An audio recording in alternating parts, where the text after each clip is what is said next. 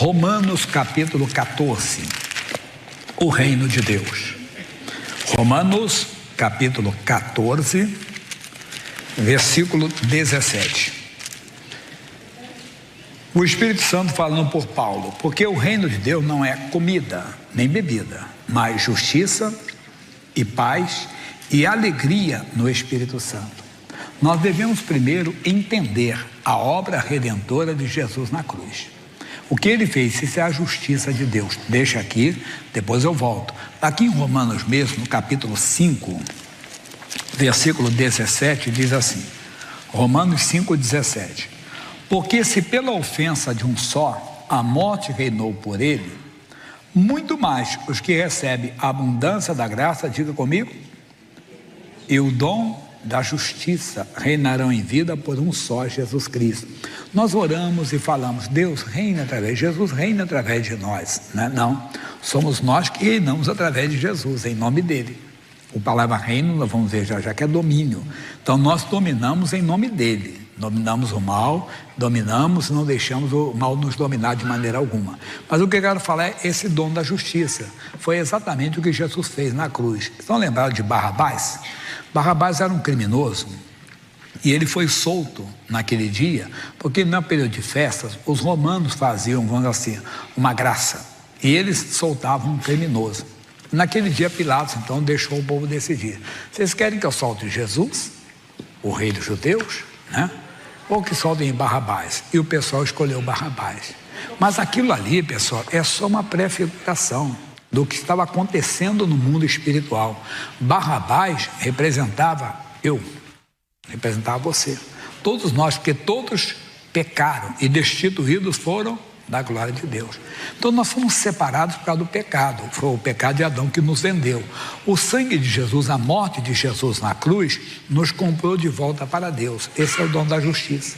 O salário do pecado é morte. Jesus não tinha um pecado, foi o meu pecado, foi o seu. Ele venceu a morte e o inferno, e o terceiro dia ele ressuscitou. Isso é o que? É o dom da justiça. Então, esse é o dom da justiça que nós temos que descobrir mais e mais. O reino de Deus, Jesus está falando aqui, o Senhor falando por Paulo, né? Capítulo 14, versículo 17. O reino de Deus não é comida nem bebida, mas justiça e paz. Não qualquer paz, é uma paz que vem de Deus, que excede todo o nosso entendimento. Vamos aqui na frente, Filipenses capítulo 4, versículo 7. Carta de Paulo ao povo de Filipos, são os filipenses, 4, 7. E o que diz? E a paz de Deus, que excede o quê? Todo o entendimento, guardará os vossos corações e os vossos sentimentos em Cristo Jesus. As pessoas às vezes não entendem. Nós estamos em guerra, mas temos paz. Porque essa paz é o reino de Deus que está em nós. A palavra reino quer dizer domínio. É a pessoa, entenda bem, o reino são pessoas, grupo de pessoas, sociedade, que cumpre a vontade do seu rei, que se submete à vontade do seu rei, somos nós. Nós temos que entrar no reino de Deus, entrar debaixo da vontade de Deus, estarmos submissos à vontade de Deus. Por favor, não brigue comigo, não fique zangado comigo, quando eu vou citar agora. Por exemplo, eu já falei isso antes das eleições. Não estou virando casaca, não estou mudando de lado, não. Continuo seguindo a Jesus Cristo, continuo dizendo Deus acima de todos, entenda? Continuo crendo em Jesus Cristo. Mas antes das eleições eu já falava sobre isso, que me preocupava quando eu ouvia cristão dizer assim, eu odeio esse pessoal da esquerda, ou então eu odeio esse pessoal da direita. Eu dizia, mas eu não odeio nenhum deles. Por quê? Porque o meu Deus não odeia. A Bíblia diz que Deus amou o mundo de tal maneira que deu o seu Filho unigênito para que todo aquele que nele crê não pereça, mas tenha a vida eterna. Então a pessoa que tem um reino de Deus nunca vai desejar o mal para alguém, mesmo que aquela pessoa tenha pensamento diferente, mesmo que aquela pessoa tenha feito maldade para ela, mesmo em qualquer momento ela não perde a sua paz com Deus. Ninguém consegue tirar aquela paz. Por quê? Porque ele está com Deus. Ele pode ser contrariado, ele pode ser caluniado, ele pode ser afrontado, mas a paz de Deus que excede toda, as pessoas não entendem. Veja o caso que nós conhecemos na Bíblia de Estevão. Vamos para Atos, capítulo 6, versículo 8. Capítulo 6, versículo 8. Capítulo 6, versículo 8. E Estevão, cheio de fé e de poder, fazia prodígios e grandes sinais entre o povo.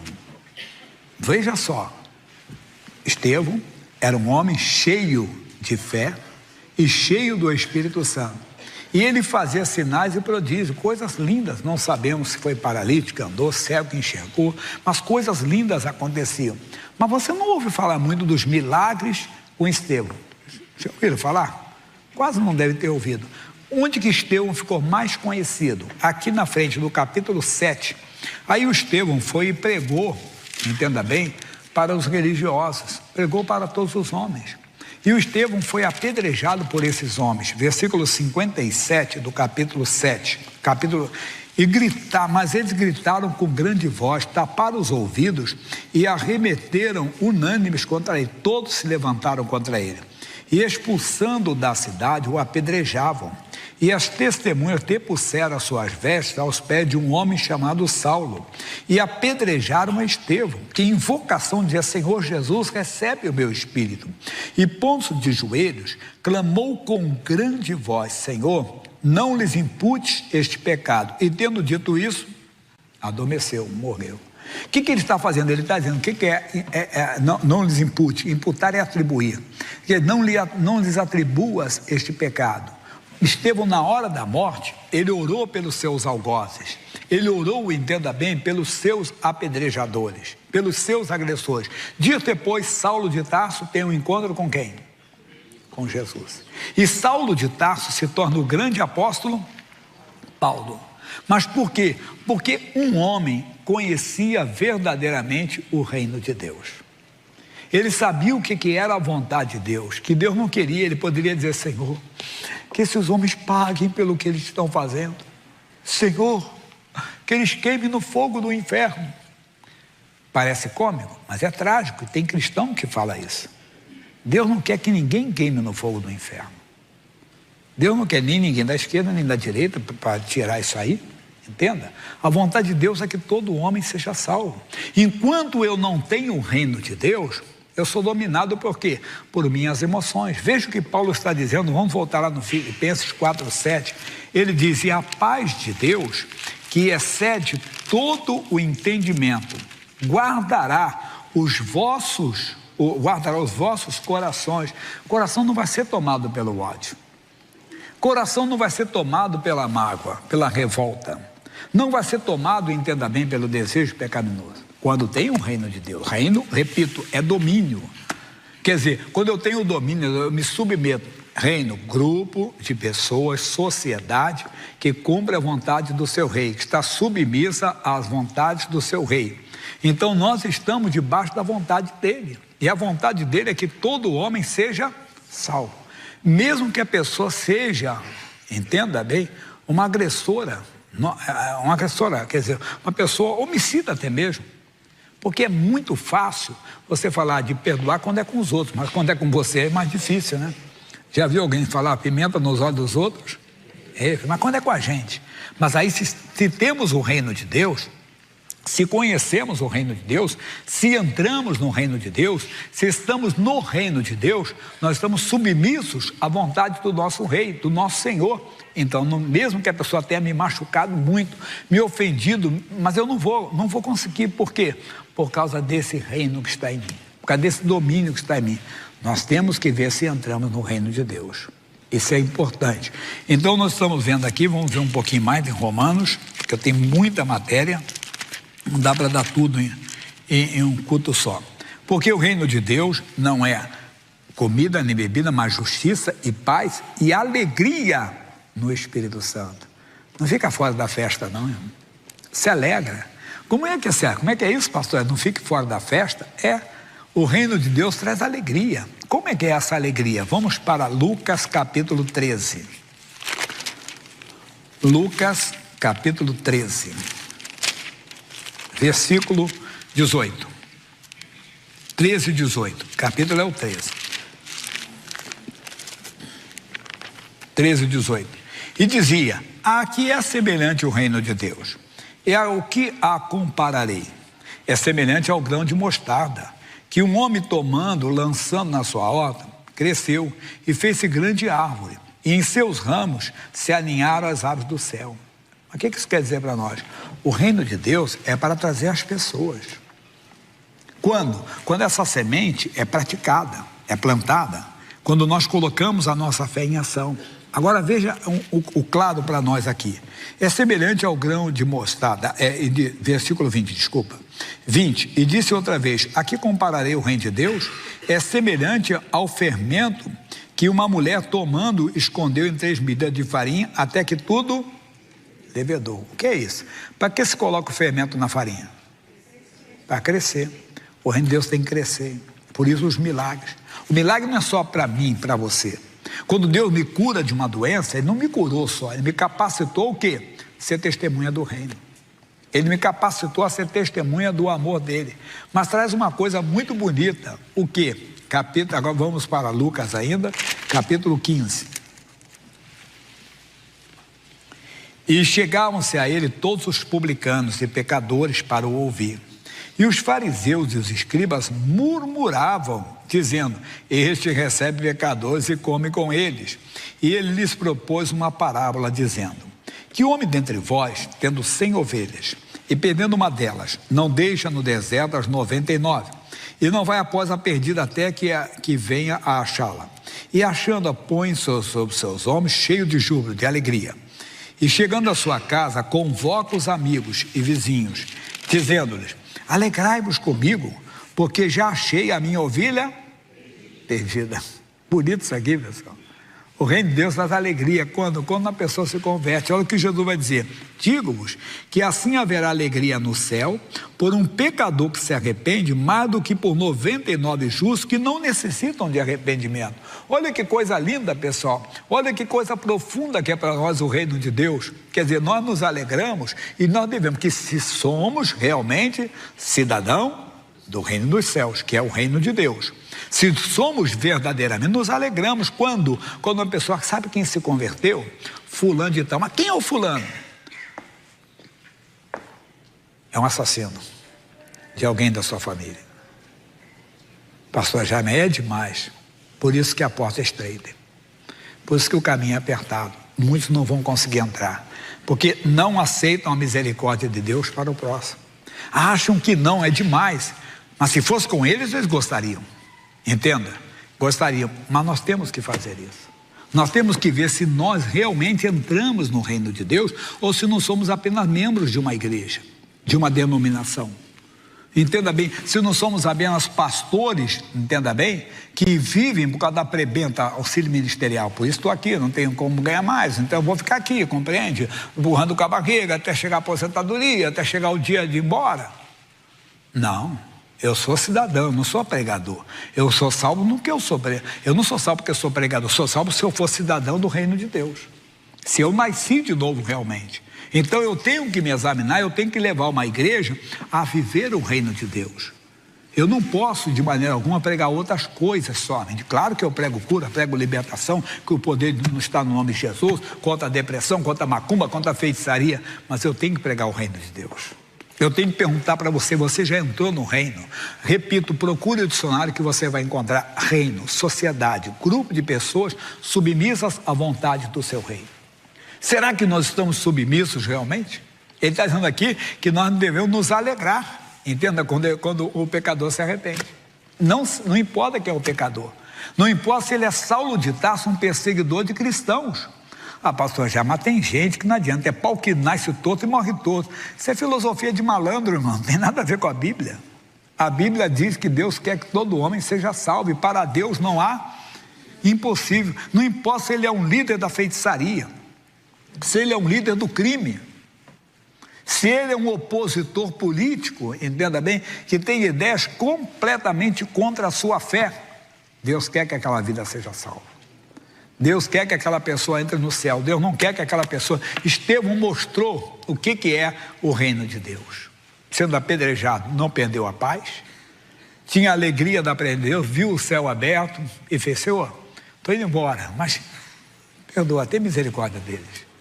E depois Saulo se converte. É isso que nós precisamos, de mais Estevão na igreja, de mais pessoas que vão, entenda bem, interceder pelos seus agressores. Somos provados se o que pregamos aqui, entenda bem, é realmente o que nós cremos. Temos que viver. Mas tem mais ainda, aqui mesmo no capítulo 15, olha o que ele vai dizer assim: ou qual mulher, versículo 8, que tendo 10 dracmas, se perdeu uma dracma, não acende a candeia, a lamparina, ou seria a lanterna, e vai à casa e busca com diligência, com cuidado, até achar. E achando-a, convoca as amigas e vizinhas, dizendo: alegrai-vos comigo, porque já achei a dracma. Você vê? Não fica fora da festa não, meu irmão. Se alegre com as conversões, lute. Testemunhos que vêm de fora do país, você é um patrocinador que ajuda quando um árabe se converte. Já ouvimos cada testemunho bonito aqui. Pessoas completamente fechadas para o evangelho, como um homem que deu as ideias, era um sheik, um líder lá religioso, e se acertou com Cristo. Cada testemunho bonito que temos, verdade. Então é isso que temos que fazer. Entramos no reino, e mais ainda ele vai dizer agora para nós: assim vos digo, que há alegria diante dos anjos de Deus por um pecador que se arrepende. É essa alegria que nós temos que ter. Claro, repito, vamos lá para não ficar só, eu ia pensar que eu estou fugindo do nosso ministério de cura, de eliminação. Não, Atos 8, capítulo 5. O que diz? E descendo Filipe à cidade de Samaria, lhes pregava a Cristo. E as multidões unanimemente prestavam atenção ao que Filipe dizia. Por quê? Ouviam e viam os sinais que ele fazia, pois que os espíritos imundos saíam de muitos que os tinham, clamando em alta voz, e muitos paralíticos e coxos eram curados. Glória a Deus. Mas havia o quê? Grande alegria naquela cidade. Grande alegria havia naquela cidade. Então, olha aí, a cura, não vamos tirar, não vamos esquecer da cura, não vamos esquecer tudo milagre. Vamos orar daqui a pouquinho, você vai ver Deus tocando enfermo aqui. Pastor, já eu passei o dia todo com a dor nas costas. Hoje, o dia todo, Jesus está com uma pessoa com dores nas costas. E eu estou orando, pessoa que foi até agredida. Não precisa falar que foi agredida, mas Deus está curando também. Acidente de moto, o que for, nós vamos orar também para outras coisas. Vai haver alegria, tem que ter essa alegria, isso faz parte do reino, tudo faz parte. No reino de Deus existe paz e alegria. Alegria na cura, alegria, a cura traz alegria. Imagine como é que a cura traz alegria, o milagre traz alegria, mas a maior alegria está na salvação, na vida eterna. Saber que aquela alma perdida aceitou Jesus, mesmo que tenha sido.